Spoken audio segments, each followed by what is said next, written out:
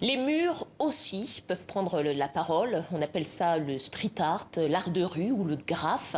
C'est un art encore méconnu sur le continent et notre invité souhaite développer cet art. Dema, bonsoir. Bonsoir. Bienvenue au Journal Afrique, merci d'être avec nous. Alors vous êtes marocain, vous êtes graffeur.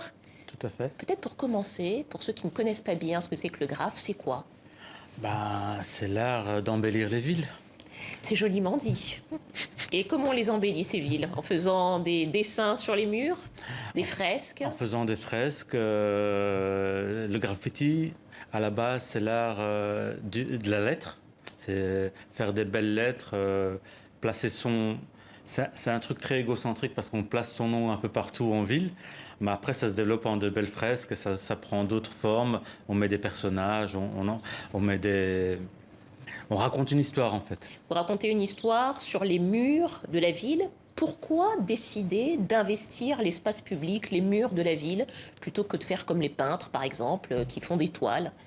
C'est parce que le médium du graffiti, c'est la bombe à aérosol et qu'elle prend beaucoup de place et que la toile ne suffit pas, donc les murs de la ville sont là pour ça. C'est aussi un art qui est revendicatif, le graphe, généralement, non? Tout à fait. Ouais, c'est à la base l'art du graffiti, c'est un engagement politique et social en fait, parce que l'origine du graffiti, c'est les ghettos new-yorkais où il y a eu beaucoup de ségrégation et de combats entre différentes quartiers et tout ça. Donc l'image, c'était cette énergie négative, la déployer et la mettre en énergie positive au travers du graffiti, du breakdance, du rap et tout ça, quoi.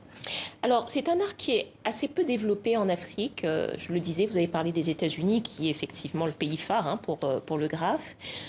Vous, comment est-ce que vous êtes venu d'ailleurs à cet art? Comment vous êtes venu au graphe?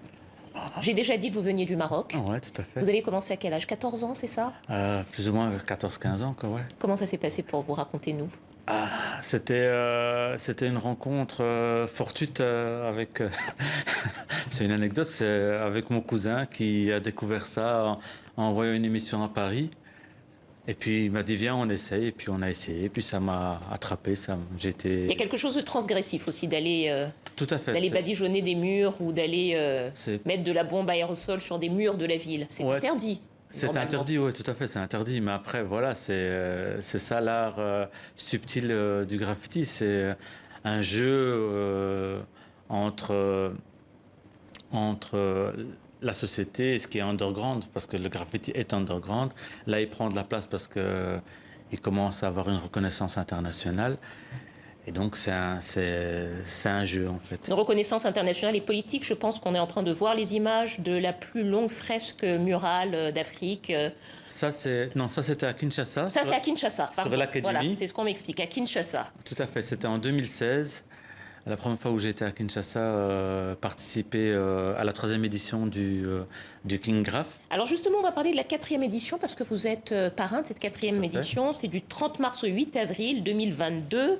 King Graph, 4e édition. Comment ça va se passer? Qu'est-ce qui se passe? On a vu quelques images là déjà. Alors, ce qui va se passer, c'est qu'il va y avoir 4 volets. Un premier volet atelier avec les jeunes de l'académie et hors académie. Un deuxième volet exposition collective avec les jeunes qu'on avait rencontrés il y a 5 ans.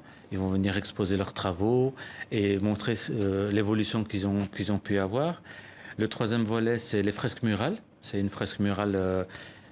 il y a 2 types de fresques murales, les fresques murales à thème et puis les fresques murales, plutôt les jams on appelle ça. C'est les jeunes viennent et on leur donne un espace, on leur donne du matériel et ils peignent le mur. On met d'habitude son blaze, son nom. Et le 4e volet, c'est les conférences. Alors, on a vu tout à l'heure passer les images de la fresque, de la fameuse fresque murale dont je parlais à Cotonou, qui est une fresque, qui est la plus longue fresque d'Afrique et qui raconte l'histoire du pays. Peut-être ce sera ma dernière question, il nous reste peu de temps.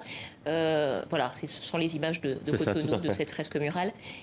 Est-ce que, en quelques secondes, en quelques mots, est-ce que le graphe, ça peut être une façon aussi de se saisir de l'histoire de son pays et de faire de la politique dans la rue? Tout à fait. Le graffiti, pour moi, est un engagement politique. C'est revendiquer des choses, améliorer le quotidien des gens en faisant du graphe. C'est l'essence même du graffiti, quoi. C'est apporter de la couleur et de la joie aux gens et leur permettre une ouverture, des nouvelles perspectives, en fait. Merci beaucoup à vous. Je rappelle Kingraph, 4e édition du 30 mars au 8 avril à Kinshasa en RDC. Et vous serez, Déma, parrain de cette 4e édition. Merci beaucoup d'être venu nous voir.